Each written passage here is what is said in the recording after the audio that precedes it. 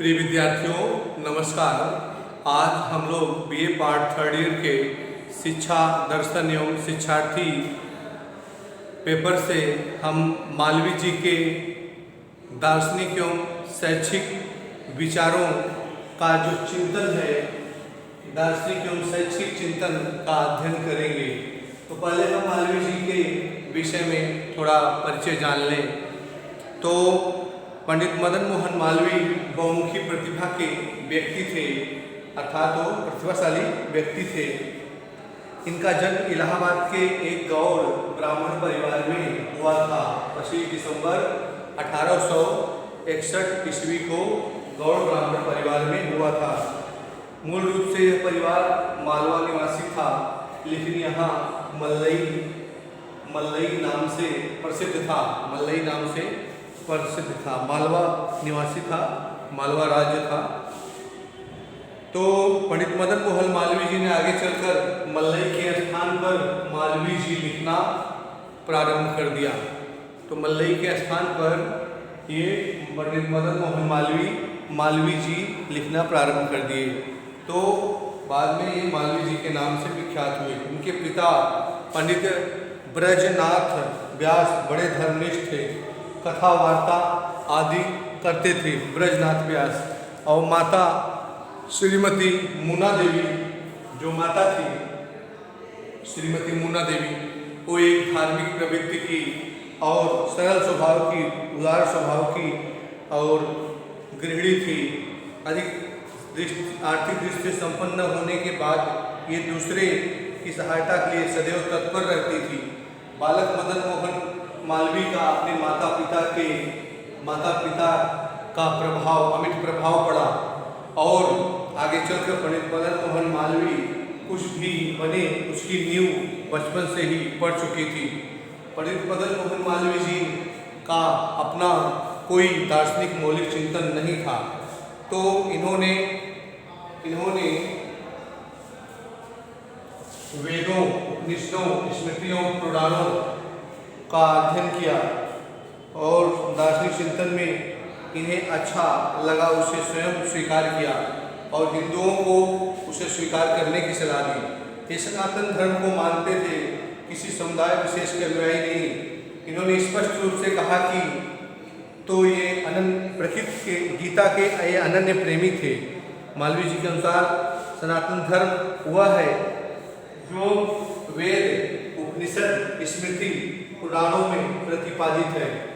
तो मालवीय जी के अनुसार सनातन धर्म वह है जो वेद, उपनिषद, स्मृति एवं पुराणों में प्रतिपादित है, अर्थात संकलित है, संग्रह किया गया है।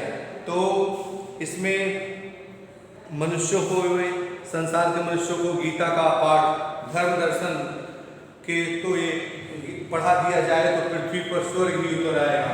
तो मालवीय जी कहते थे पूरे विश्व के मनुष्यों को गीता का पाठ अगर पढ़ा दिया जाए तो धरती पर स्वर्ग ही उतर आएगा।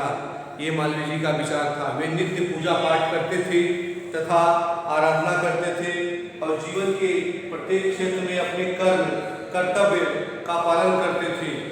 इनकी जीवन शैली और इनके द्वारा समय समय पर प्रस्तुत धर्म दर्शन संबंधी विचारों से इनके दार्शनिक विचारों को देखा और समझा जा सकता है। तो मालवीय जी के तत्वमीमांसा क्या है? ब्रह्मांड जो है ब्रह्म द्वारा ब्रह्म से निर्मित है। ब्रह्मांड जो पूरा विश्व जो दिखाई पड़ रहा है, धरती से लेकर आकाश तक, ये ब्रह्म द्वारा ब्रह्म से निर्मित बताया है मालवीय जी ने। और इसका कर्ता है वही इसका उपादान कारण है। अद्वैत वेदांतियों का तर्क है कि ब्रह्म द्वारा निर्मित यह वस्तु जगत बनता बिगड़ता रहता है। तो ये संसार जो है वस्तु जगत है, ये बनता और बिगड़ता रहता है ब्रह्म द्वारा, जो ब्रह्म से निर्मित है। तो इसलिए यह नित्य नहीं है। जो नित्य नहीं है वह सत्य नहीं है। मालवीय जी इस जगत को ईश्वर द्वारा निर्मित तो मानते हैं, परंतु इसे असत्य मानते थे। वे ये कहते थे वास्तविक, वे ये इसे सत्य मानते थे, वास्तविक मानते थे। इसे अनुसार ईश्वर अद्वैत वेदांत का ब्रह्म है, अनादि और अनंत है, नित्य और सत्य है। ईश्वर जो है अनादि और अनंत है, नित्य और सत्य है। इसके अनुसार सर्वज्ञ और सर्वव्यापक है, निराकार और सर्व शक्तिमान है। परंतु यह वस्तु जगत अद्वैत वेदांत का मायाजाल नहीं, ईश्वर की श्रेष्ठ रचना है, सत्य है और वास्तविक है। तो ये अद्वैत वेदांत जो है ये ईश्वर की सर्वश्रेष्ठ रचना है, ये सत्य है और वास्तविक है। इस प्रकार आपने तत्व मीमांसा देखा। अब ज्ञान मीमांसा, मालवीय जी के अनुसार ज्ञान मीमांसा।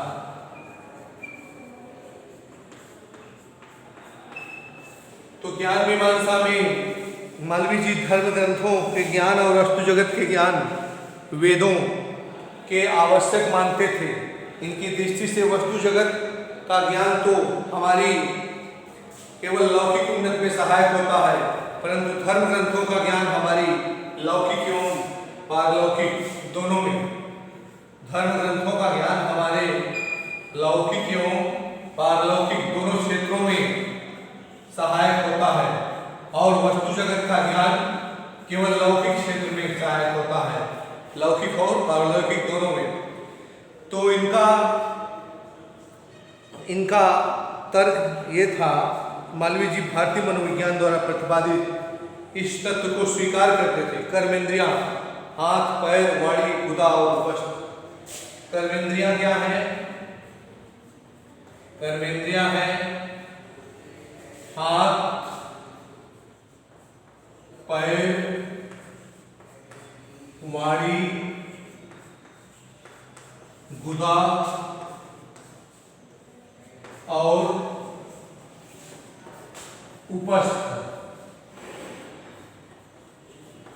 ये कर्मेंद्रियां हैं जिससे हम कार्य करते हैं।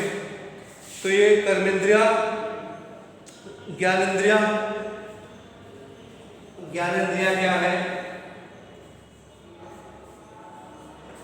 ज्ञानेंद्रियां आँख, कान, नाक, जीभ, त्वचा, ये ज्ञानेंद्रियां हैं जिससे हम ज्ञान प्राप्त करते हैं। अब अंतेंद्रियां,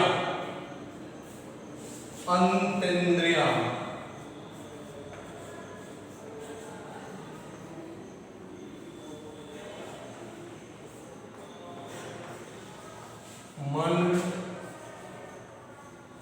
बुद्धि, अहंकार। मन, बुद्धि, अहंकार और आत्मा की आवश्यकता होती है।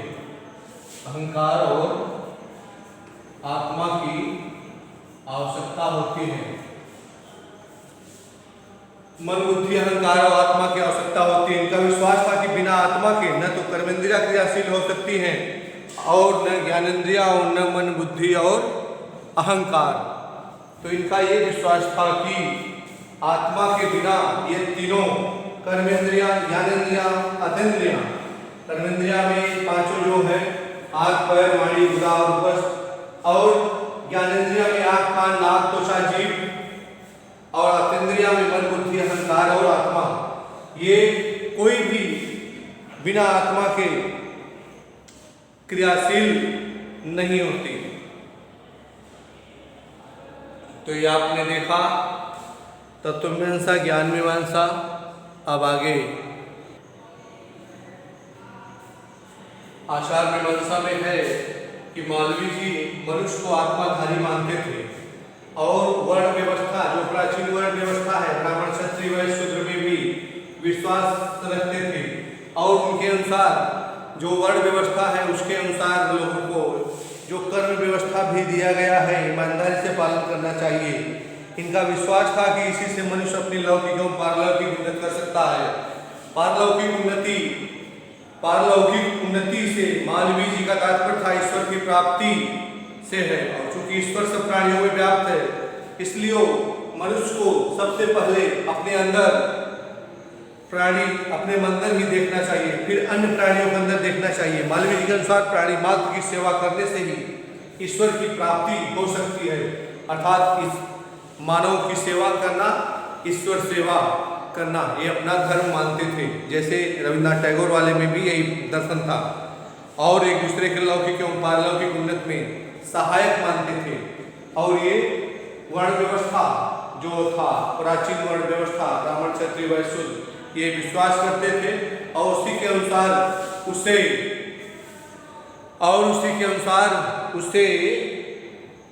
कर्म के वर्ण व्यवस्था के अनुसार कर्म जो कार्य था वर्णों का, उसके अनुसार करने पर ये बल देते थे।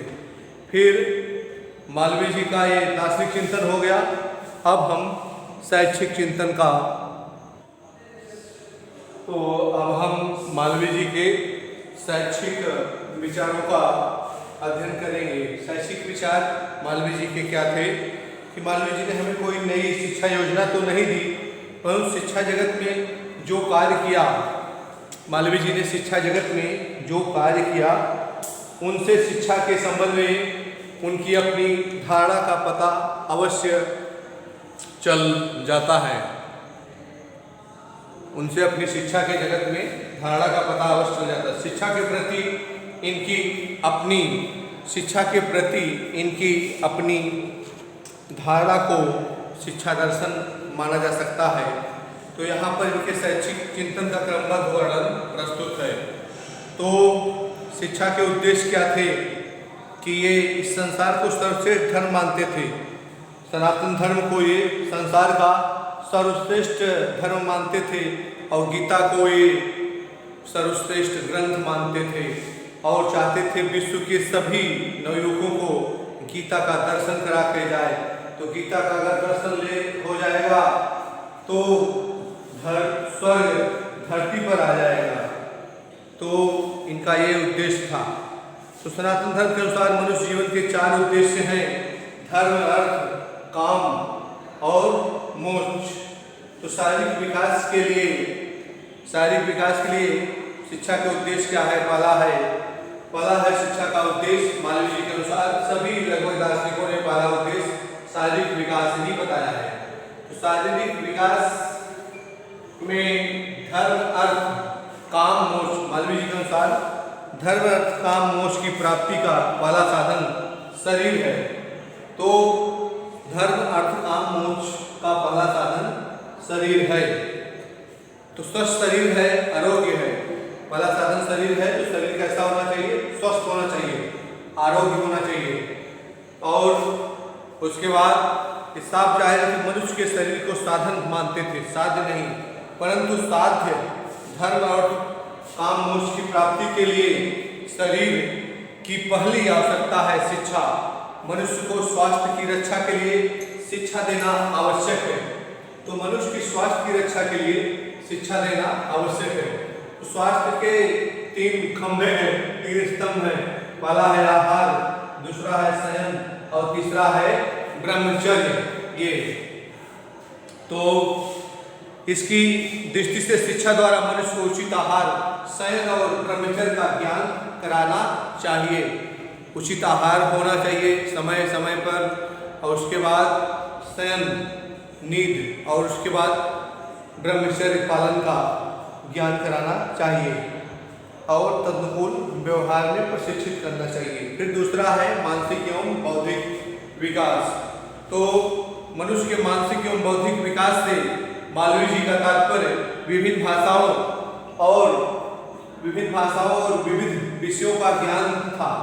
तो विभिन्न भाषाओं और विभिन्न विषयों के ज्ञान से मनुष्य विवेकशील बनता है, अपने को विवेकशील बनाता है, और विवेक से अच्छे बुरे में भेद उत्पन्न करता है। विवेक से ही मनुष्य अपने अच्छे बुरे का भेद उत्पन्न करता है, और कड़ी कर्मों को समझता है, सच्चे मार्ग का अनुसरण करता है, कि कौन अच्छा है, वो सच्चा है, उस मार्ग का अनुसरण करता है। तो मालवीय जी ने भारतीय ज्ञान को सर्वश्रेष्ठ मानते हुए परंतु संसार साथ ही यह भी स्वीकार करते थे कि भौतिक विकास के लिए पाश्चात्य ज्ञान विज्ञान अपेक्षाकृत अधिक उपयोगी है। पाश्चात्य ज्ञान विज्ञान अर्थात जो पश्चिमी देशों का है ज्ञान विज्ञान, वो भौतिक विकास के लिए अधिक उपयोगी है। ये भारतीयों को भारतीय और पाश्चात्य दोनों ज्ञान विज्ञान से परिचित करा के उनका उन्नति करने में सहायता प्रदान करना चाहते थे। भारतीयों को भारतीय और जो पश्चिमी देशों का ज्ञान विज्ञान है। फिर आगे हम देखेंगे सांस्कृतिक विकास। मालवीय जी के अनुसार सांस्कृतिक विकास, तो मालवीय जी भारतीय संस्कृति के अनन्य पुजारी थे। वे मालवीय जी भारतीय संस्कृति के अनन्य पुजारी थे। ये इसे संसार की श्रेष्ठतम संस्कृति मानते थे। तो भारतीय संस्कृति है, ये विश्व की सबसे अच्छी संस्कृति मालवीय जी मानते थे। ये भारतीयों को इस संस्कृति का स्पष्ट ज्ञान कराने पर बल देते थे और उन्हें उसके अनुसार आचरण व्यवहार में प्रशिक्षित करने बल देते थे। ये भारतीय को संस्कृत के मूल तत्वों चार वर्ण जो है ब्राह्मण, क्षत्रिय, वैश्य, शूद्र और चार पुरुषार्थ धर्म, अर्थ, काम, मोक्ष और चार आश्रम ब्रह्मचर्य आश्रम, गृहस्थ आश्रम, वानप्रस्थ आश्रम, संन्यास आश्रम। तो आपने देखा ये चार आश्रम, चार वर्ण, चार पुरुषार्थ तो और अतिथि सत्कार में विश्वास करते थे। इनमें इनकी अटूट आस्था थी। वे भारतीयों को इसका स्पष्ट ज्ञान कराने पर बल देते थे, उन्हें तदनुकूल आचरण करने पर बल देते थे। हमारी संस्कृति की एक मूलभूत विशेषता थी सहिष्णुता। सहिष्णु व्यक्ति किसी का अहित नहीं कर सकता, वह तो सबका आदर करता है और यह बात सही है। मालवीय जी भारत को इस संस्कृति से सुरक्षित रखने पर बल देते थे। इनका विश्वास था कि किसी संस्कृति से विश्व का कल्याण हो सकता है, अर्थात हमारी भारतीय संस्कृति से विश्व का कल्याण हो सकता है। एक नेक्स्ट है सामाजिक विकास। तो मनुष्य एक सामाजिक प्राणी है, तो मनुष्य की सेवा ही, प्राणी की सेवा ही ये परमात्मा प्राप्ति मानते थे मालवीय जी। तो मालवीय जी इस बात को मानते थे सभी प्राणियों में परमात्मा व्याप्त है। इनका विश्वास था कि सभी प्राणियों में परमात्मा व्याप्त है, तो प्राणी मात्र की सेवा करने से ही हमें भगवान अर्थात परमात्मा की प्राप्ति होगी। तो इस प्रकार सामाजिक विकास से मालवीय जी का तात्पर्य मनुष्य में पर सेवा भाव उत्पन्न करने से था। पर सेवा, परोपकार की सेवा और मनुष्य में इससे पर सेवा भाव के विकास के लिए सनातन धर्म की शिक्षा आवश्यक मानते थे। सनातन धर्म में गीता का अध्ययन, तो इनका स्पष्ट मत था कि सनातन धर्म पर सेवा का सच्चा पाठ पढ़ाता है। अब अगला है नैतिक एवं चारित्रिक विकास। नैतिक एवं चारित्रिक विकास। तो मालवीय जी के अनुसार नैतिक नियमों के पालन को आवश्यक मानते थे। चरित्र बल की श्रेष्ठता स्वीकार करते थे। चरित्र बल की श्रेष्ठता स्वीकार करते थे। शिक्षा द्वारा मनुष्य के नैतिक एवं चारित्रिक विकास पर बल दिया। शिक्षा ग्रहण करने के लिए इन्होंने नैतिक एवं चारित्रिक विकास पर बल दिया। तो इसलिए ये धार्मिक नियमों की नैतिकता और चरित्र का आधार मानते थे। धार्मिक नियमों को नैतिकता और चरित्र का आधार मानते थे। यही कारण है कि मनुष्य के नैतिक एवं चारित्रिक विकास के लिए ये धर्म शिक्षा को आवश्यक मानते थे। अगला है व्यावसायिक एवं आर्थिक विकास। व्यावसायिक एवं आर्थिक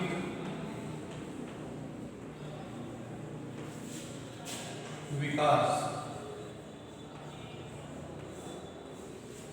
व्यावसायिक एवं आर्थिक विकास। तो हमारे 4 पुरुषार्थों में अर्थ दूसरे नंबर पर आता है। ये जो हमारे 4 पुरुषार्थ हैं, धर्म है पहला, दूसरा अर्थ है, तीसरा काम है, चौथा मोक्ष है। तो अर्थ हमारा दूसरे नंबर पर है। वही यहाँ पर दिया है ना, आर्थिक विकास, क्योंकि धन सब वस्तुओं को प्राप्त करने का साधन है। अर्थ का वास्तविक अर्थ है साधन। तो आर्थिक विकास, अर्थ का अर्थ मीन्स साधन। तो धन क्या है? धन जो है सभी वस्तुओं को प्राप्त करने का साधन है, इसलिए उसे अर्थ कहते हैं। मालवीय जी देश की गरीबी और बेरोजगारी की समस्या से भी परिचित थे, चिन्हित थे। इन सब के लिए उन्होंने शिक्षा में व्यावसायिक शिक्षा, कृषि, कला कौशल एवं अन्य उद्योगों की शिक्षा। तो व्यावसायिक शिक्षा में कृषि की शिक्षा, कला कौशलों की शिक्षा और अन्य उद्योगों की शिक्षा की व्यवस्था करने बल दिया था। इन्होंने स्पष्ट किया कि भारत कृषि प्रधान देश है, इसलिए यहाँ कृषि शिक्षा की विशेष व्यवस्था होनी चाहिए। साथ ही इन्होंने स्पष्ट किया कि किसी भी राष्ट्र का विकास भारी उद्योगों द्वारा ही किया जा सकता है, अर्थात इंडस्ट्रियल एरिया को विकसित करने का भी इन्होंने सुझाव दिया। इसलिए देश के उद्योगों की शिक्षा की व्यवस्था भी होनी चाहिए। इनकी दृष्टि से व्यक्तियों को विभिन्न व्यवसायों में निपुणता प्रदान करने के लिए सभी व्यवसायों की शिक्षा की उत्तम व्यवस्था होनी चाहिए। तो अगला है नेशनलिज्म का विकास, राष्ट्रीयता का विकास।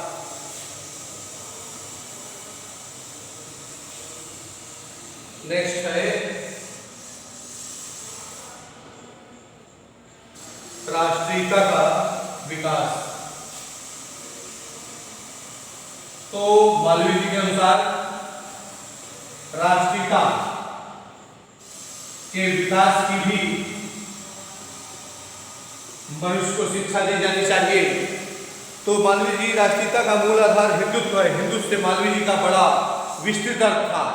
इनके अनुसार हिंदुत्व भारत के धर्म दर्शन का नाम है, एक ऐसे धर्म दर्शन का नाम जो प्राणीवाद के कल्याण में विश्वास करता है। तो मालवीय जी राष्ट्रीयता के विकास में हिंदुत्व को विकास के लिए विशेष बल देते थे और उन्होंने ये भी बताया कि इसके विकास के लिए हमें इससे हमारे धर्म दर्शन का प्राणीवाद के कल्याण में विश्वास करता है और धर्म दर्शन का नाम जो शाश्वत है। इन्होंने स्पष्ट शब्दों में घोषणा की कि भारत में हिंदुत्व के अभाव में राष्ट्रीयता की कल्पना ही नहीं की जा सकती। तो मालवीय जी ने अपने शब्दों में घोषणा की कि भारत में हिंदुत्व के अभाव में राष्ट्रीयता की कल्पना ही नहीं की जा सकती।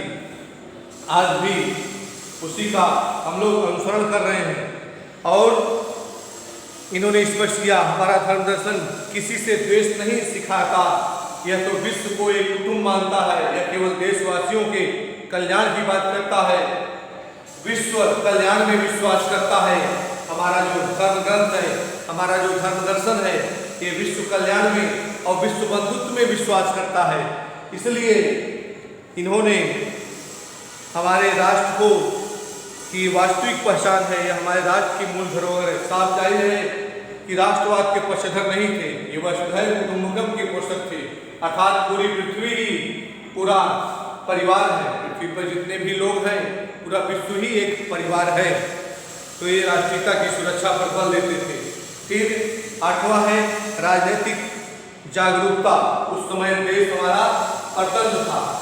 7वां नहीं 8वां राष्ट्रीय राजनीतिक जागरूकता, राजनीतिक